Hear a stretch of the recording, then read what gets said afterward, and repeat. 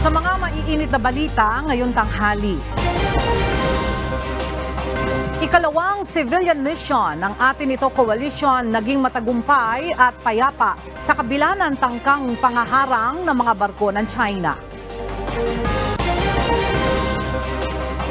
Bamban Tarlac Mayor Alice Guo nararapat imbestigahan ayon kay Pangulong Ferdinand Marcos Jr. Suspect sa pamamaslang ng 25 anyos na babaeng naniningil ng utang sa 13 Martires, Cavite, arestado. Operasyon ng motorcycle taxi hindi matitigil kahit matapos ang pilot study sa May 31 ayon sa LTFRB. Kauna-unahan tourist rest area sa Northern Luzon pinasinayaan ngayong araw. At 7 Pinoy pasok sa Forbes 30 Under 30 Asia Class of 2024. Magandang tanghali mga kasangbahay. Ngayon po ay araw ng Biyernes, May 17, 2024. At una sa mga balita ngayong tanghali.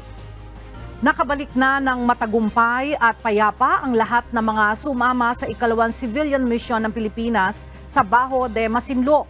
Ito ay sa kabila ng presensya at tangkang pangaharang ng mga barko ng China sa civilian mission ng Pilipinas.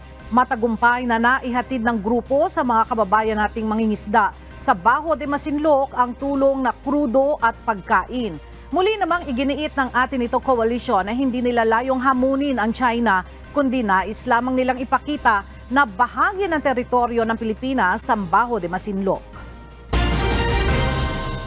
Bagaman naging matagumpay ang ikalawang civilian convoy ng atin ito coalition, muling nakaranas ng pangaharas ang grupo mula sa mga barko ng China sa umpisa pa lamang ng paglalayag. 3 CCG vessel na ang nag-shadow sa grupo. Ang detalye sa ulat ni Ryan Lacanale. Muling nakaranas ng pangaharas ang civilian caravan ng atin ito coalition sa mga barko ng China. Mula 45 nautical miles pa lamang ng kanilang paglalayag ay unti-unti nang nagpakita ang mga Chinese Coast Guard vessel. 3 ang bumuntot sa convoy hanggang sa tumigil sa gitna ng karagatan na sakop ng Bajo de Masinloc. Nakaranas din ng dangerous maneuver ang mga civilian vessel. Sa layong 3 hanggang 500 metro, biglang kumaliwa ang isang CCG vessel sa harapan ng boat number 2 ng caravan. Gayunman, naging matagumpay pa rin ang misyon. Mabuting balita! Ang ating advance team ay nakaabot at nalampasan ang massive at illegal na blockade ng China sa Bajo de Masinloc. Nalusutan ng advance party ng atin ito coalition na ang mga barko ng China na nakaharang sa Bajo de Masinloc. Ayon kay Rafaela David, co-convenor ng atin ito coalition, matagumpay ang misyon, bagamat hindi naging madali para sa 10 volunteer ang paghahatid ng supply. Umabot sila ng 25 to 30 nautical miles away from Bajo de Masinloc at kahit na sila ay shinado ng isang Chinese naval vessel, naging successful ang kanilang pamimigay ng fuel at food dun sa mga mangingisda doon. Nasa 1,000 litro ng diesel fuel at 200 food packs ang naipamigay sa mga mangingisda sa Scarborough Shoal. Kung ang advance party ay nakalusot sa barikada ng mga Chinese vessel, ang 4 na main boats ng civilian convoy naman ay umabot lamang hanggang sa 57 nautical miles ang layo mula sa Bahura. Lubha na kasing mapanganib kung lalapit pa ang grupo. Basta ang priority rito, yung safety ng ating mga kasamahan, sa mga volunteers, mga crew, safety ng ating cargo, at safety ng bangka. Dahil ito ay source ng kabuhayan to ng mga mangingisda. At hindi tayo nandito para maghanap ng away, hindi tayo nandito para maghanap ng gulo. Nandito tayo para magsagawa ng pagtulong at i-enjoy lang natin yung ating karapatan dahil ang West Philippine Sea ay atin to. Kaya naman namahagi na lamang ng diesel at supply sa mga mangingisda na dinatnan ng convoy sa lugar. Kabilang na sa mga nabigyan ng tulong si Mang Boni de Dosin. Mangingisda lamang sana siya sa Bajo de Masinloc pero hindi na ito nakapasok. Inarangan na umano sila ng kumpol ng Chinese vessel sa lugar. Pupunta sana po kami sa Scarborough, inarangan po kami sa Scarborough, pwede kami papasukin doon po. Ang dami po ng doon po, ng barko po. Bumabilang po, kaya nakapaligid na po sila eh. Ngayon ka lang nakakita ng ganong kadami? Opo. Nagawa naman ng grupo ang 3 pangunahing layunin ng misyon. Una ay pagsasagawa ng regata, ang makapag-convoy o magparada sa sariling exclusive economic zone. Ikalawa ay paglalagay ng symbolic marker. Sa layong 40 nautical miles mula sa Masinloc, Zambales, inihulog sa bahaging ito ng karagatan ang mga boyang ito. Tanda na ito ay bahagi ng exclusive economic zone ng ating bansa. At ikatlo ay magbigay ng tulong sa ating mga kababayang mangingisda. Pero hindi pa rin tinantanan ng China ang mga sibilyan. Kahit pauwi na ang convoy sa Subic, Zambales, ay patuloy na nakashadow ang barko ng China hanggang bago magdilim kahapon. Ryan Lacanlale, UNTV News and Rescue. Diyos ang aming sandigan, serbisyo publiko ang aming pinahahalagahan. Matapos ang matagumpay na 2 araw na civilian mission ng atin ito coalition sa Scarborough Shoal, tinitingnan ng grupo ang posibilidad na muling makapagsagawa pa ng mga susunod pang civilian caravan sa West Philippine Sea. Mula sa Subic, Zambales, makibalita tayo kay Ryan Lacanlale live. Ryan, hanggang kailan lang planong gawin ng atin ito ang civilian convoy sa WPS? Ela, hanggang manumbalik sa normal ang paglalayag sa West Philippine Sea. Ibig sabihin, hanggang makapaglayag ang ating mga kababayang Pilipino at mga mangingisda ng malaya at hindi natatakot na baka mabuli ng China, ay patuloy na magsasagawa ng civilian convoy itong atin ito coalition. Pagkatapos ng matagumpay na paglalayag sa Scarborough Shoal kahapon ng civilian convoy, mataas ang moral ng mga organizer ng civilian caravan. Positibo ang grupo na muling makapagsagawa pa ng mga susunod na misyon sa Scarborough Shoal at iba pang bahagi ng West Philippine Sea.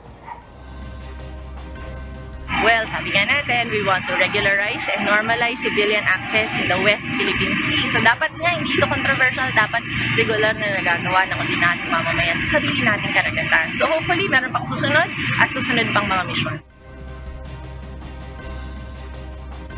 Hindi man nakapasok malapit sa Bahura ang 4 na malalaking bangka ng mga mangingisda, subalit natapos pa rin nito ng matagumpay ang kanilang misyon pagkatapos makapasok ng isang grupo na nakasakay sa isang bangka. Bago magtanghali kahapon ay nagdesisyon ng bumalik pa uwi ang convoy. Ang mga nadadaan ng mangingisda pa uwi sa Zambales, binibigyan pa rin ng tulong gaya ng food pack at mga diesel. Mas napaaga ang pagbalik ng grupo sa Subic. Inaasahan kasing alas 7 ng gabi pa ngayong araw makakadaong ang grupo. Subalit alas 2 pa lang ng madaling araw ay dumating na sa Subic Freeport ang grupo kaninang umaga. Pinasasalamatan naman ng ating ito coalition ang mga volunteer, lalo na ang 10 na nagsakripisyo at nagtungo malapit doon sa Bahura, at maging ang mga mangingisda na patuloy na nakikipaglaban para sa West Philippine Sea, ang Philippine Coast Guard at iba pang ahensya ng pamahalaan na nakaantabay para sa kaligtasan ng grupo. Ela, sa ngayon ay katatapos lang nung debriefing at ibinahagi nung 10 mangingisda kung paano sila o paano yung naranasan nila, dahil hindi biro yung pagpasok nila doon sa malapit doon sa Bahura, dahil dinikitan din sila nung mga Chinese vessel doon at hanggang nakapamahagi nga sila ng mga ayuda kahapon.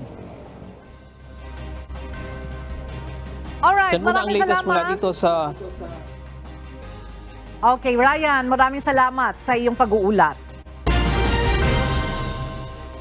Binisita ng ilang senador at opisyal ng gobyerno kahapon ang Pag-asa Island para sa pagpapatayo ng infrastruktura at iba pang kailangan sa isla. Kasabay nito, ilang barko ng China ang namataan malapit sa Pag-asa Island. Ang detalye sa ulat ni Harleen Delgado. At gusto ko lang pong sabihin kung nakikinig po sila, ito po ang teritoryo ng Republika ng Pilipinas. Hindi po inyo ito, kaya kung pwede lumayas na kayo. Pinalalayas na ni Senate President Juan Miguel Mig Zubiri ang mga umaaligid na barko ng China sa pagbisita nila sa Pag-asa Island sa Kalayaan, Palawan. Kasama niya sina Senate Majority Leader Joel Villanueva, Senate Deputy Majority Leader J.V. Ejercito, Defense Secretary Gilberto Teodoro at iba pang Philippine Coast Guard at Philippine Navy officials. Pinangunahan nila ang groundbreaking ceremony para sa itatayong barracks para sa Philippine Navy na bahagi ng pagpapalakas ng defense capability at pag-iit sa karapatan ng bansa. Ayon kay Zubiri, mismo ang kanilang eroplano nakatanggap ng radio challenge mula sa Chinese vessels. Dito sa bahaging ito ng Pag-asa Island, itatayo yung Philippine Navy Barracks para sa mga Navy personnel na nakaistasyon dito sa isla. Pero sa hindi kalayuan, matatanaw na ang nasa 20 Chinese militia at Chinese Coast Guard vessels na tinatayang nasa 3 to 4 nautical miles ang layo. Pasok yan sa exclusive economic zone ng Pilipinas. Kung by boat, siguro mahigit kumulang 1 oras. Pero kung ibang mga klase, mas mabilis. Pero dudugo ilong nila kung subukan nila. Batid ng ilang residente ang ginagawang pangharas ng Chinese vessel sa ibang bahagi ng West Philippine Sea. Kaya umaasa silang hindi masisira ang kapayapaan sa isla kahit pa dumarami na ang barko ng China sa lugar na pumapalibot na rin umano sa mga mangingisda.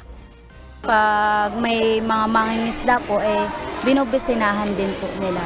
Or pag may mga parating po na mga barko or barge po, ine-escortan po nila. Umaalis na lang po sila pag mayroon pong ganyan na nag-escort po sa kanilang mga barko po ng China. Minsan po ma'am, pag napapanood ko po yan, may halo din po takot, lalo na po may mga anak po kami dito, may mga bata po. Nakakainis kasi napanood naman sa balita yung gawang nila ng tubig, pagbomba. Nangangambaran po. Pero wag naman sana kasi siyempre lalo na marami ng mga sibilyan, mga bata. Tiniyak naman ni Secretary Teodoro na ligtas ang mga sibilyan sa isla. Kailangan po natin ng civilian dito because this is for them. This is not just purely for military purposes. So importante ho may civilians dito. Kailangan po natin i-habitate ito para maging sustainable. Samantala, isang super rural health unit din ang itatayo sa Pag-asa Island. Ayon kay Dennis Abarcial, officer in charge ng Municipal Health Unit ng Pag-asa Island, malaking tulong ito ngayong dumadami na rin ang populasyon sa isla. Sa ngayon kasi, isa lang ang health unit sa Pag-asa Island, 3 lang ang kawani at wala ring permanenteng doktor. Kapag emergency cases, kailangan pang dalhin ang mga pasyente sa Puerto Princesa kung saan umaabot sa 30 hours ang biyahe gamit ang lancha. Inaasahang matatapos ang proyekto sa Disyembre. Nangako naman ng Senado na dadagdagan pa ang pondo para sa Armed Forces of the Philippines at sa Pag-asa Island sa susunod na taon. Harleen Delgado, UNTV News and Rescue. Diyos ang aming sandigan, serbisyo publiko ang aming pinahahalagahan. Muling bumisita ngayong araw sa headquarters ng Western Command sa Palawan si Defense Secretary Gilbert Teodoro. Dito, muling tiniyak ng kalihim ang suporta ng pamahalaan para sa mga sundalo na nagbabantay sa ating teritoryo. Mula sa Puerto Princesa, Palawan, makibalita tayo kay Andy Pagayona live. Andy, kumusta ang naging pagbisita ni Secretary Teodoro sa headquarters ng Westcom? Ella, magandang tanghali. Bago ito pumunta dito sa mainland Palawan, particular dito sa Western Command, ay galing na ito sa Pag-asa Island. At pagkatapos ng pagbisita roon, ay agad dumiretso rito at sa kinausap ang tropa ng pamahalaan. Siniguro ni National Defense Secretary Gilbert Teodoro Jr. ang patuloy na suporta na ibibigay ng pamahalaan sa mga miyembro ng Sandatahang Lakas ng Pilipinas na patuloy na gumaganap ng kanilang mga tungkulin. Isa ito sa inihayag niya kahapon sa naging pakikipag-usap nito sa tropa ng pamahalaan dito sa Western Command sa Palawan. Isa rin ito anya sa utos ng Pangulo ang patuloy na pagbibigay ng suporta sa Sandatahang Lakas ng Pilipinas. Sinabi rin ng kalihim na maraming plano ang pamahalaan lalo na sa usapin sa West Philippine Sea. Samantala, magkakaroon din niya ng konting pagbabago sa Western Command kasabay ng pag-upo ng bagong hepe ng Western Command. Yan muna ang ating update. Balik sa iyo, Ella. Maraming salamat, Andy Pagayona. Ilang kongresista ang nagpahayag ng kagustuhang mapatalsik ang Chinese diplomat sa bansa na sangkot sa umano'y wiretapping. Ayon sa mga ito, tungkulin ng diplomats na patatagin ang ugnayan ng dalawang bansa at hindi paigtingin ang tensyon. Ang detalye alamin natin kay Rosalie Coz live. Rosalie, sino-sinong mga kongresista ang nais na mapatalsik ang Chinese diplomats? Aga, iginiit ni Manila 3rd District Representative Joel Chua na isa sa maaaring maging opsyon ng Department of Foreign Affairs o DFA kaugnay ng usapin sa West Philippine Sea ay pagpapatalsik sa Chinese diplomats. Ayon sa kongresista, hindi maituturing na escalation ng sitwasyon ang expulsion, kundi tugmang pagtugon sa anyay kawalang respeto, hindi tapat at pagpapakalat ng maling impormasyon ng Embahada ng China sa Manila sa mga nakalipas na araw at linggo. Si Representative Benny Abante naman ng Manila 6th District naniniwalang matagal nang dapat pinaalis ng bansa ang Chinese diplomats. Kwestiyon ng mambabata, saan daw makakakita ng diplomat na nagsasalita ng masama tungkol sa isang bansa? Dapat anya diplomatiko magsalita ang isang diplomat. Tanong pa nito, ano ang intensyon sa pag-wiretap ng isang usapan? Illegal anya ito at pang-espiya. Sila Lanao del Sur 1st District Representative Sia Alonto Adjong naman binigyang diin na trabaho ng diplomats na pagtibayin ang ugnayan ng dalawang bansa at hindi maghasik ng alitan o sigalot. Bago ito, nanawagan sina Defense Secretary Gilberto Chodoro at National Security Advisor Eduardo Anyo sa mga kinauukulang ahensya ng pamahalaan na patalsikin ang mga Chinese diplomat na sangkot sa umano'y wiretapping. Ayon sa Chinese Embassy, may audio recording umano sila ng isang pakipag-usap ng isang Philippine military official kaugnay ng bagong model deal sa Ayungin Shoal, isang lugar na nasa Philippine Exclusive Economic Zone o EEZ. Balik sa iyo, Aga. Maraming salamat, Rosalie Coz. Mas magiging mahigpit na ngayon ang Pilipinas sa pagpapatupad ng immigration rules. Ito ay sa gitna na rin ng naiuulat na pang-aabuso sa visa rules ng pamahalaang Pilipinas, lalo na ng Chinese nationals. Narito ang report ni Nel Maribohok. Dahil sa mga naiuulat na pag-abuso sa visa rules ng pamahalaang Pilipinas, ayon kay Pangulong Ferdinand Marcos Jr., masihigpitan pa ang pagpapatupad ng kasalukuyang polisiya ng gobyerno sa pagbibigay ng visa sa mga dayuhan. So what we will do is to more strictly enforce. Whereas dati hindi natin masyadong tinitignan, nakita natin maraming nagiging problema dahil dyan nakakakuha sila ng mga peke na dokumento, kung ano-ano ginagawa, may mga illegal, mga scammer, may human trafficking, maraming problemang dala. Mas magiging stricto rin ang pamahalaan sa pagko-convert ng tourist sa student visa, kung saan ayon kay PBBM ay gumagawa ng pekeng mga dokumento upang makabili ng property sa bansa. So titiyakin natin na hindi na mangyayari yun. Walang special na rules para sa kahit na kanino. Pantay-pantay lang lahat.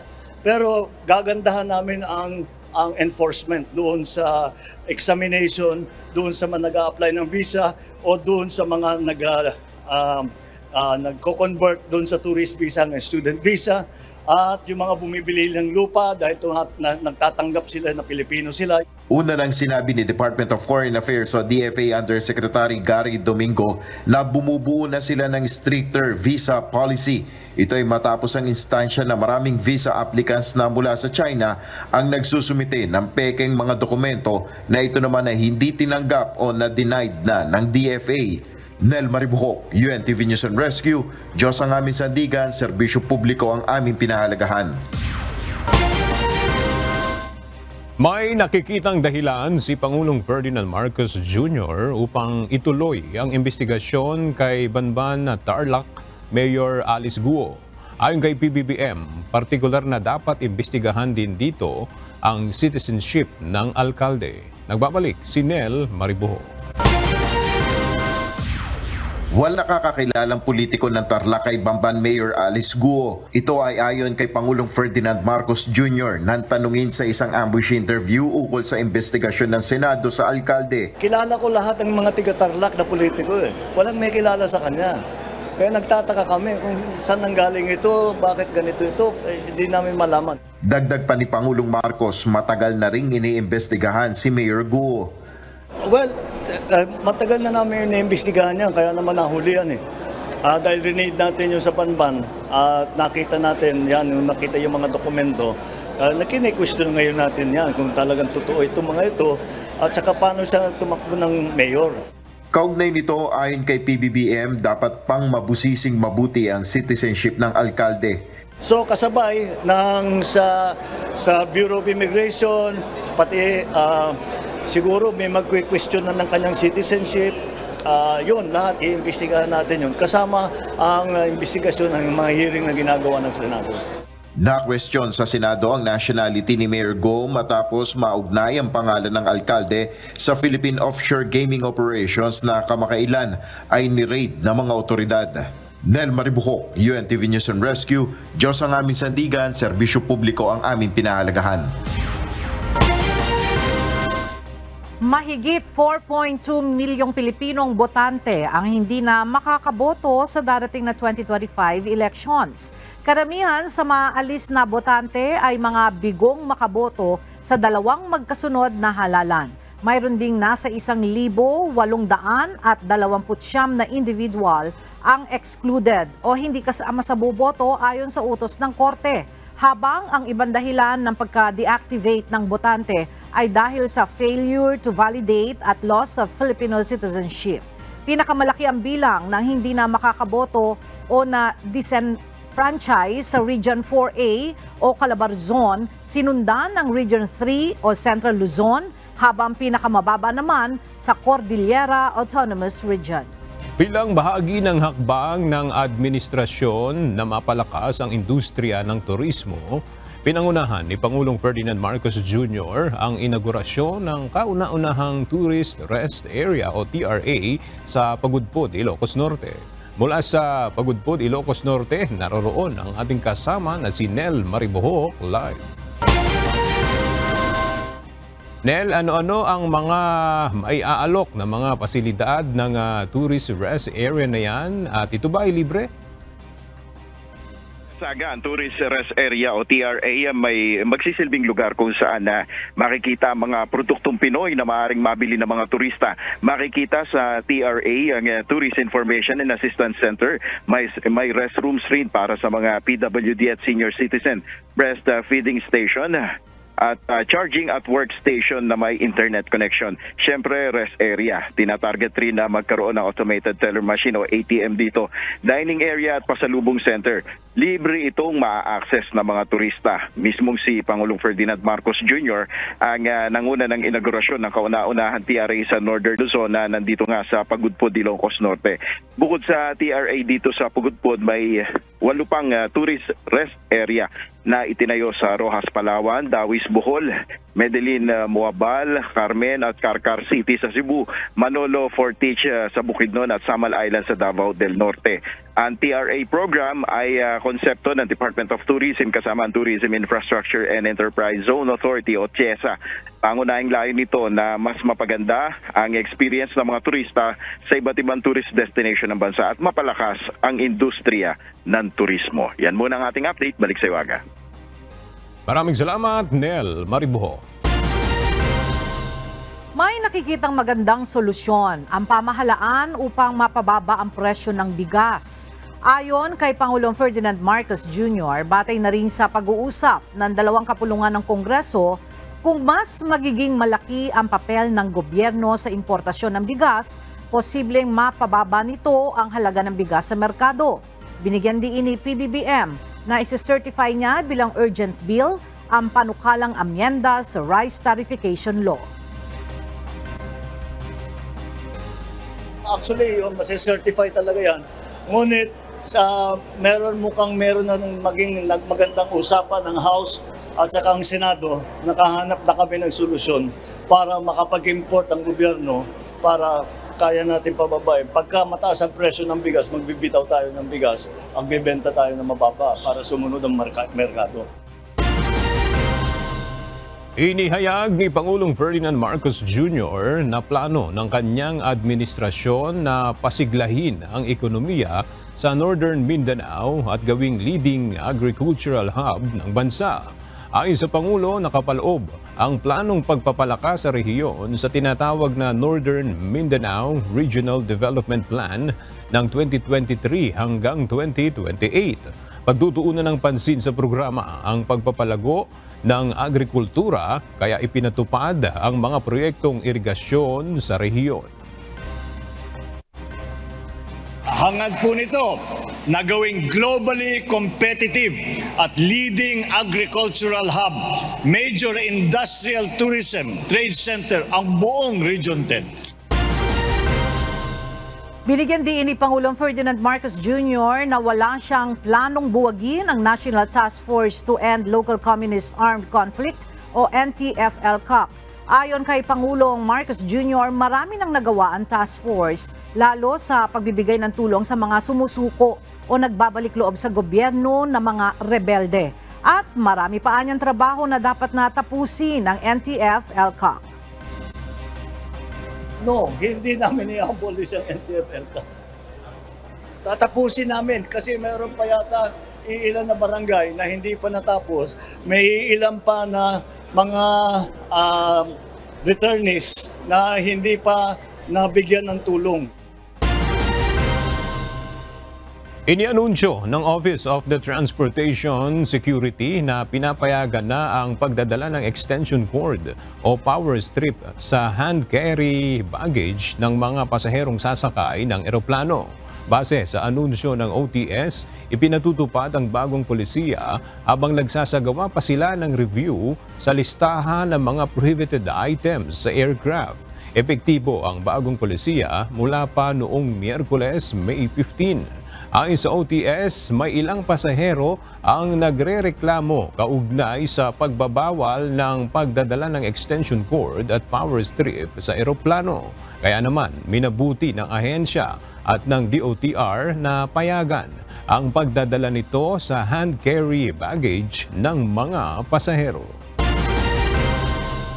Hindi isusuko ng mga transport group na Manibela at Piston ang kanilang mga prangkisa kahit pahulihin sila ng mga otoridad sa kalsada. May plano rin ang dalawang grupo na patuloy pang magsagawa ng protesta para igiit ang kanilang pagtutol sa Public Utility Vehicle Modernization Program o PUVMP. Narito ang report ni JP Nunez.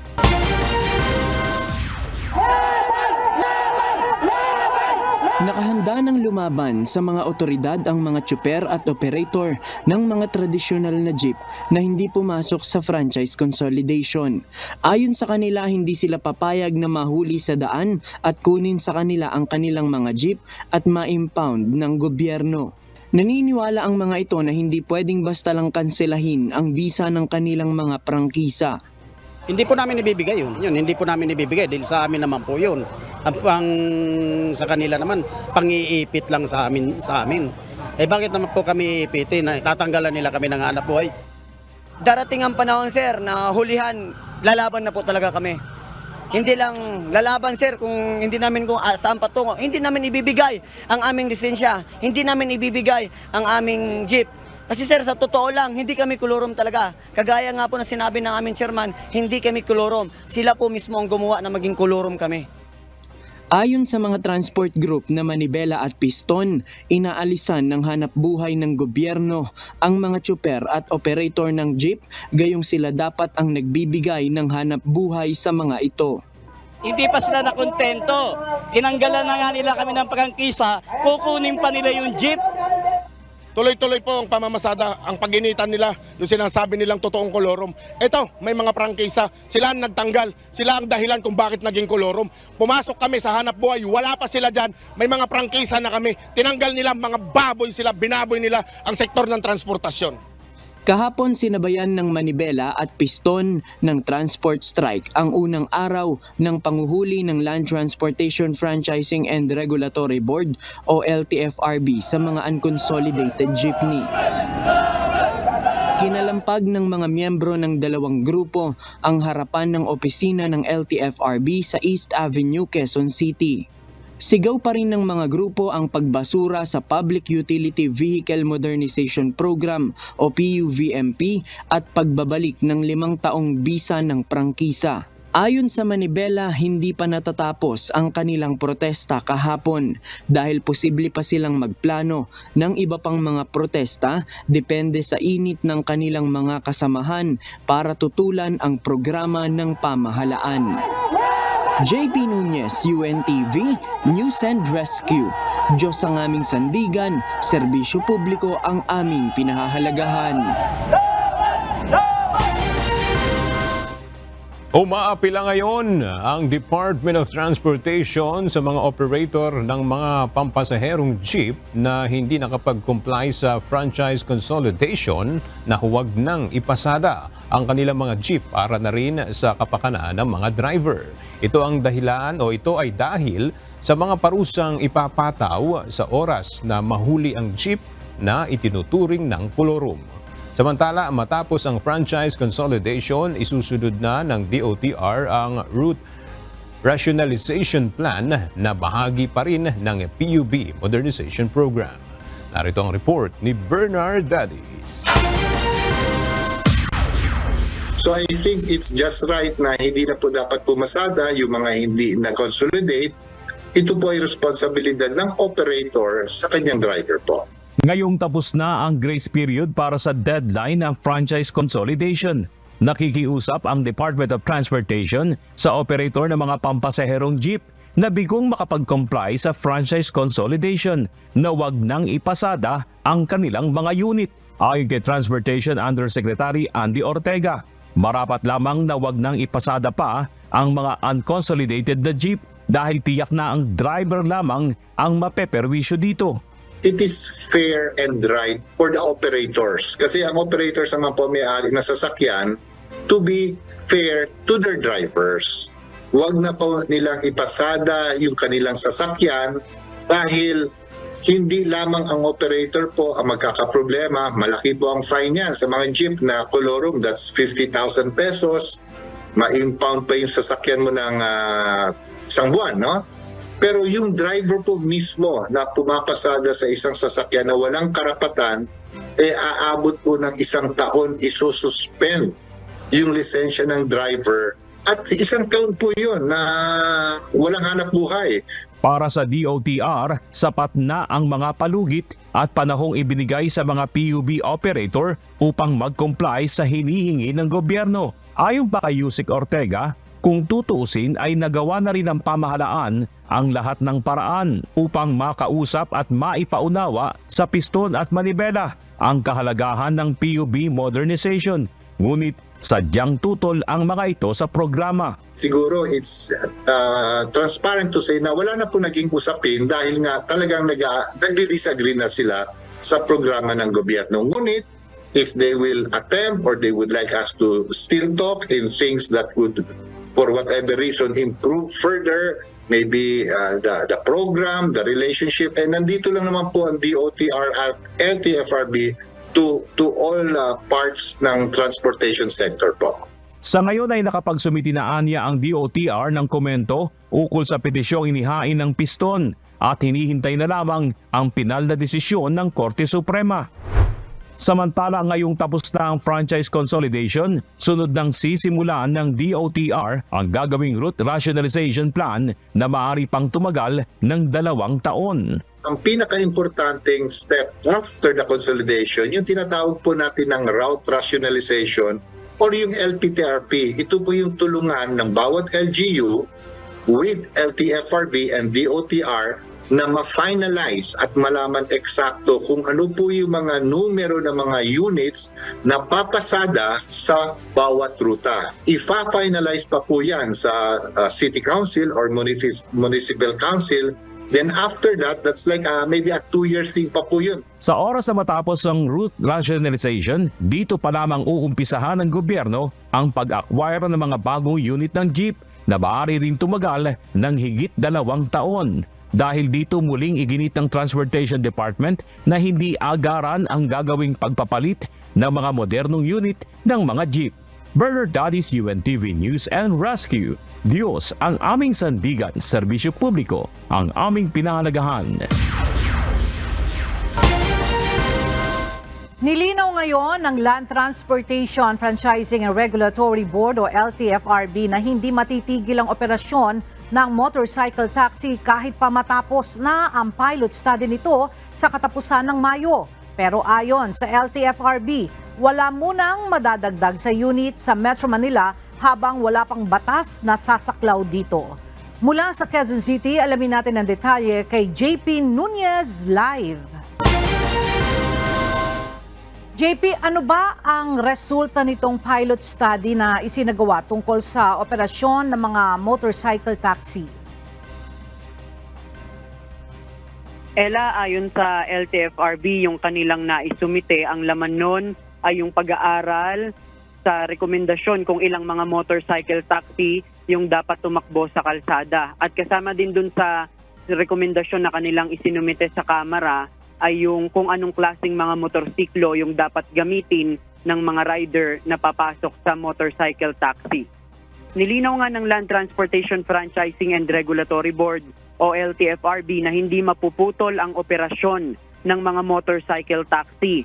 Ito'y kahit matapos pa sa May 31 ang pilot study ng Technical Working Group kung saan si LTFRB Chairman Chofilo Guadis din ang tumatayong chairman. Ayon kay Chairman Guadis, datos lang ang kanilang isinumite sa Kamara para pagbatayan sa binabalangkas na batas. Pero hindi nakalagay dito na kapag natapos ang pilot study ay tigil na rin ang operasyon ng mga MC taxi. Gayunman, habang wala pang batas na sasaklaw sa mga MC taxi, hindi na muna magdadagdag ng slot dito sa National Capital Region. Kasunod na rin ito ng panawagan ng ilang grupo na limitahan ang MC taxi sa Metro Manila dahil sa pagsisikip ng trapiko. Pero posible nila ang pagbubukas ng panibagong slot sa mga probinsya at pagbubukas ng programa sa iba pang mga kumpanya. Ayon sa LTFRB, isa din sa rekomendasyon ang paghihigpit sa mga motorcycle rider kung saan dapat dumaan sila sa mas mahirap na exam. Layo nito na tiyakin ang kaligtasan ng mga motorista. Sa ngayon, yan muna ang ating latest live. Mula dito sa Quezon City, balik sa iyo, Ella. Maraming salamat, JP Nunez. Pinag-iingat ngayon ng Cybercrime Investigation and Coordination Center o CICC ang publiko laban sa nauusong bagong email scam kung saan tina-target ang mga GCash user. Sa ilalim ng bagong modus, sinasabing nagsisend ng fake emails sa iba't ibang platform ang mga scammer sa pamamagitan ng Viber at Facebook Messenger. Nakasaad umano sa mensahe na tila galing ito sa GCash kung saan sinasabing under review ang inyong account at ire-request ang user na i-verify ang account upang patuloy na ma-access ang kanilang e-wallet services. Paalala ng mga otoridad, huwag basta i-click ang nasabing email o link upang huwag makompromiso ang kanilang mga personal na impormasyon. Ibinasura na ng Regional Prosecutor's Office ang reklamo laban kay dismissed Police Major Alan De Castro at kay Jeffrey Ariola magpantay sa kaso ng pagkawala ng beauty pageant contestant na si Catherine Camilon. Base sa desisyon ng Piskalya, walang sapat na ebidensya para isampa sa korte ang kasong kidnapping at serious illegal detention. Ang detalye sa ulat ni Lea Ilagan. Siyempre, masakit po sa amin yun dahil hindi naman ho yun ang inaasahan namin. Pero hindi naman ho natatapos ito dito. Hindi naman ho ibig sabihin tapos na yun.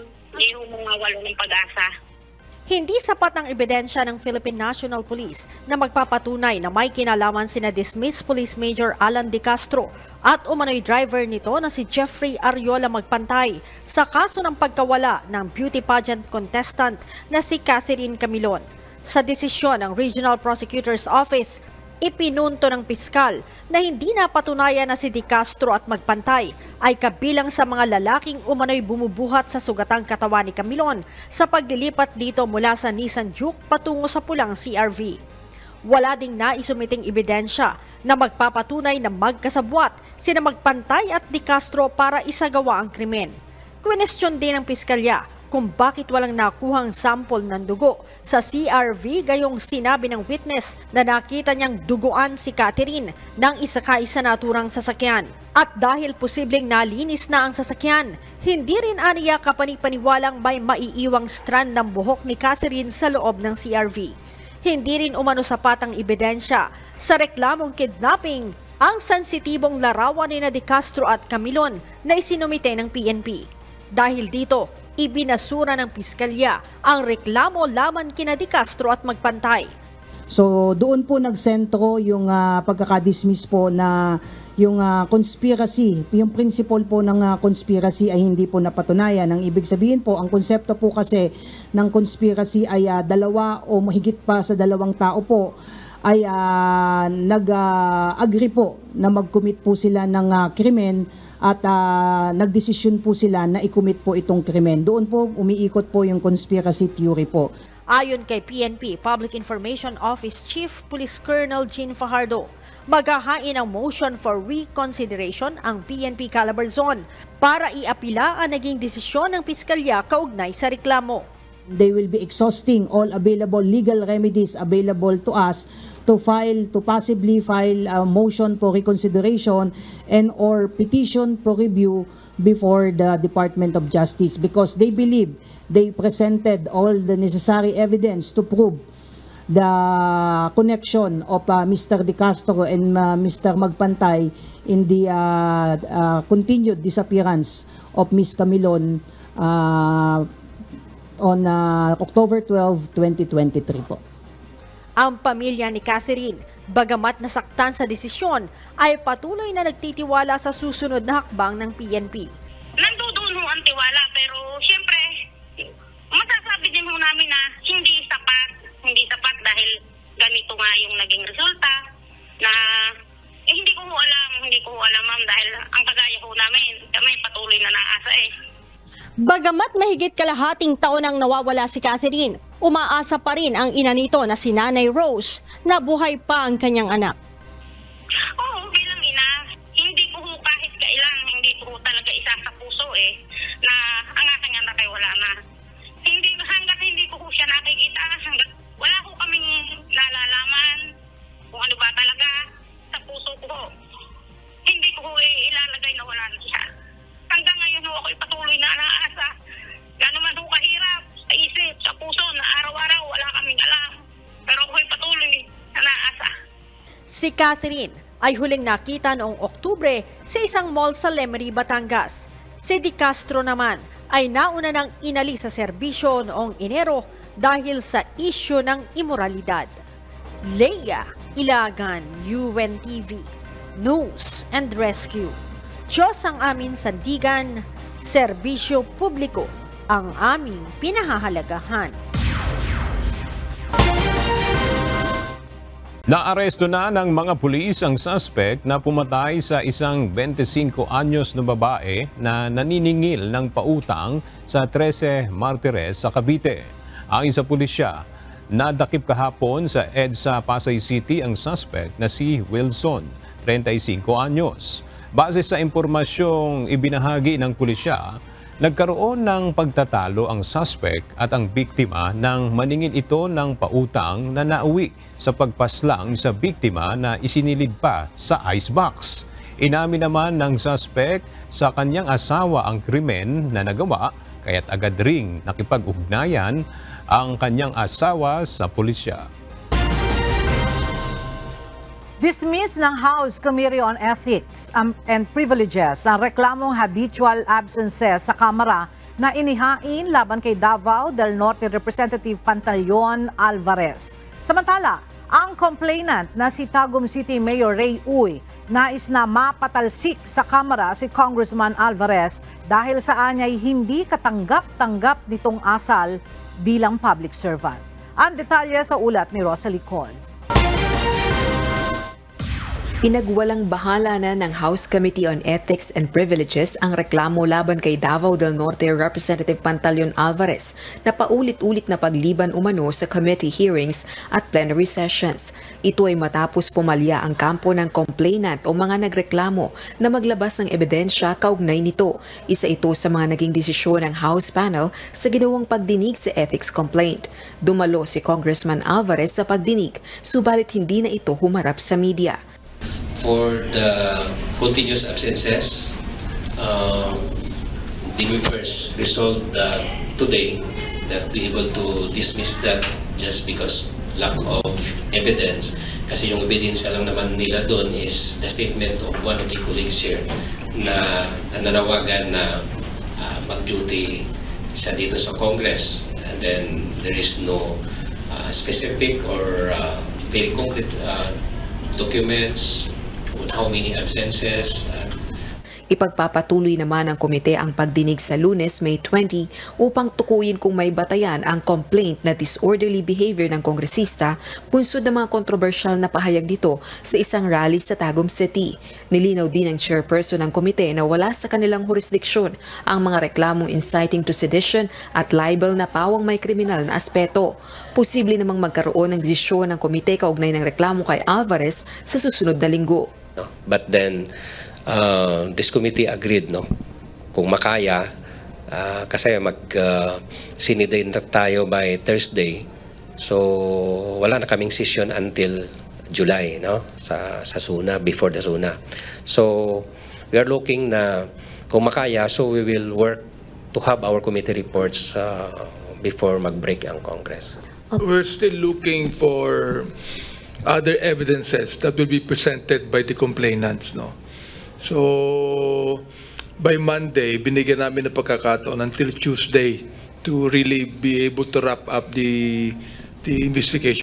Subalit kung si Tagum City Mayor Uy naman ang tatanungin, dapat mapatalasik sa Kamara si Congressman Alvarez, lalo na't hindi anya karapat-dapat ang asal nito sa isang public official. Marami siyang pinagsasabi na to me, and becoming a public official. Tayong mga public official should have that high respect even to those barangay kagawad, those purok officials.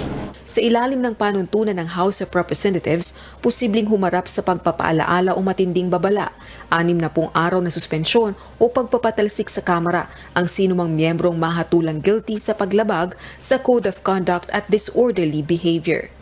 Rosa Licoz, UNTV News and Rescue. Diyos ang aming sandigan, serbisyo publiko ang aming pinahahalagahan. Nasa transition period na ang bansa sa tag-ulan o rainy season ayon sa Philippine Atmospheric, Geophysical and Astronomical Services Administration o PAGASA. Inaasahan na sa darating na mga araw ay mas magiging madalas na ang mga pag-ulan sa iba't ibang bahagi ng bansa. May report si Jed Neresina. Maaari pong yung October, November, December na mas matataas ang tsansa na medyo mas marami po yung ulan natin na matatanggap.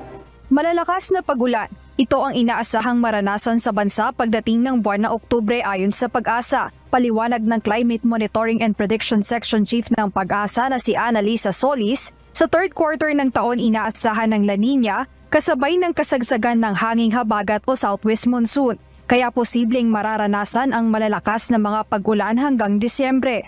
Well, sa ngayon, ang pinoprovide pa lang po na forecast ng PAGASA is up to 6 months. So, meaning cover po nito yung October na kung saan doon natin nakikita nga po yung simula ng medyo mas matataas ang probability na marami ang mga pag-uulan sa particularly dyan po sa may eastern section ng ating bansa. Paliwanag ni Solis ang eastern section ng bansa ay ang exposed sa amihan o northeast monsoon kaya mataas ang tsansa ng mas maraming ulan at pagbaha. Maaari ring maranasan ang mga pag-ulan sa kabuuang Luzon, Visayas maging sa Mindanao sa gitna at western portion ng bansa. Kaugnay nito, 13 hanggang 16 na mga bagyo ang inaasahan ng PAGASA ngayong taon. Ayon kay Solis, sa ngayon ay wala pa namang nabubuong bagyo sa loob at labas ng Philippine Area of Responsibility. Ngunit hindi inaalis ng Pag-asa ang pagkakaroon ng mga lubhang mapaminsalang bagyo. Dalawa po yung extreme events na posibleng maidulot ng ating bagyo, sakaling malakas ang hangin or marami yung pag-uulan. So lahat pong yon may posibilidad po ngayon. Ngayon ay nasa warm at dry season pa rin tayo ayon sa Pag-asa. Ngunit asahan na ang papalapit na panahon ng tag-ulan, kaya naghahanda na rin ng iba't ibang ahensya ng pamahalaan para rito. Jed Neresina, UNTV News and Rescue. Diyos ang aming sandigan, serbisyo publiko ang aming pinahahalagahan.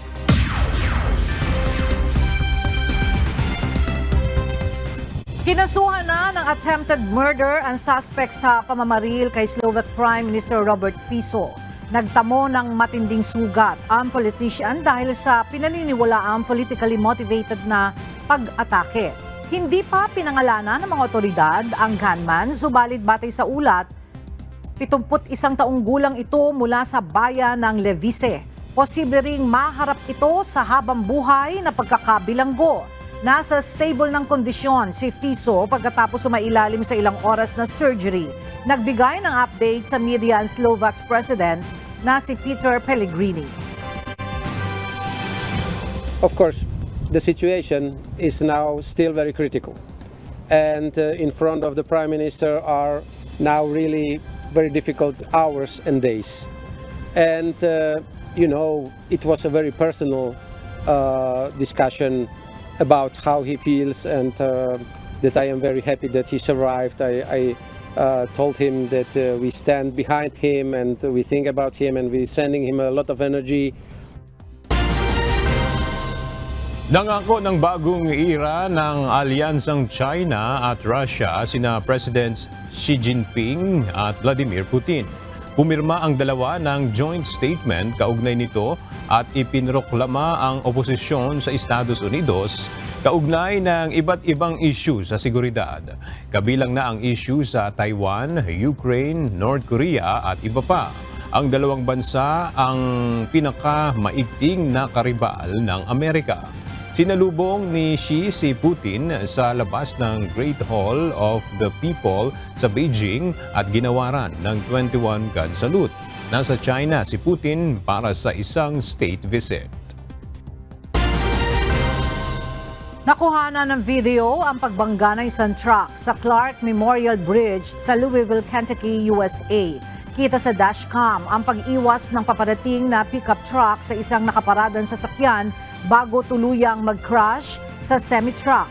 Dahilan naman upang bumangga sa tulay at lumambiti ng cabin ng sasakyan at driver nito 75 feet ang taas mula sa ilog ng Ohio.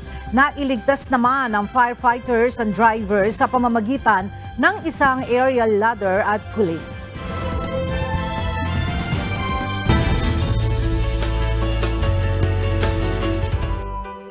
Minsan pang pinatunayan ng 7 nating kababayan ang husay at talento ng mga Pilipino matapos na makapasok sa Forbes 30 Under 30 Asia Class 2024. Sa 300 young entrepreneurs, leaders at trailblazers sa Asia, edad 30 pababa, 7 Pinoy ang nakasama sa ginawaran ng pagkilala. Kabilang sa mga nakasama sa Forbes 30 Under 30 Asia Class of 2024, ang pharmacist at content creator na si Ramon Christian Archie Larga. Nakikilala si Archie sa kanyang mga content kung saan tampok ang kanyang kaalaman sa larangan ng pharmacy. Gayon din ang kanyang pagtulong sa mga kababayan natin na walang kakayahan na makabili ng gamot. Kasama rin sa listahan ang food content creator na si Abigail Marquez o kilala bilang si Lumpia Queen. Pati na ang rapper na Izemil dahil sa kanyang pagpapamalas ng pagmamahal sa bayan sa pamamagitan ng awiting Panalo. Gayon din ang pagkakabihag nito sa atensyon ng rapper legends na sila Dre at Eminem. Kasama rin sa listahan sina Chia Amisola, isang Filipino internet artist at founder ng isang non-profit community na Develop. Gayon din si Micaela Helene Reyes na nakilala bilang co-founder ng Parallax o isang global money transfer sa pamamagitan ng cryptocurrency at blockchain.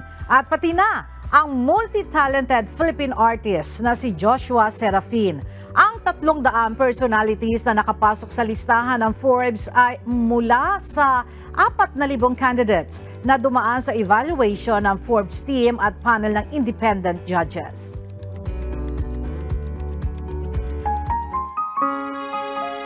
At sa ating pong iiwang mga salita ng Diyos na ating sandigan mula sa aklat ng unang Juan, Kapitulo 2, versikulo 9 na nagsasabi, ang nagsasabing siya'y nasa liwanag at napupuot sa kanyang kapatid ay nasa kadiliman pa hanggang ngayon.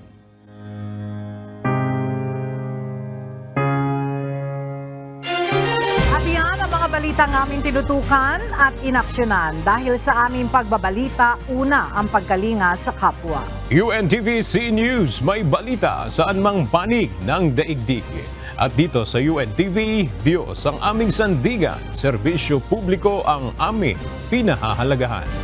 Magandang tanghali at Happy Weekend!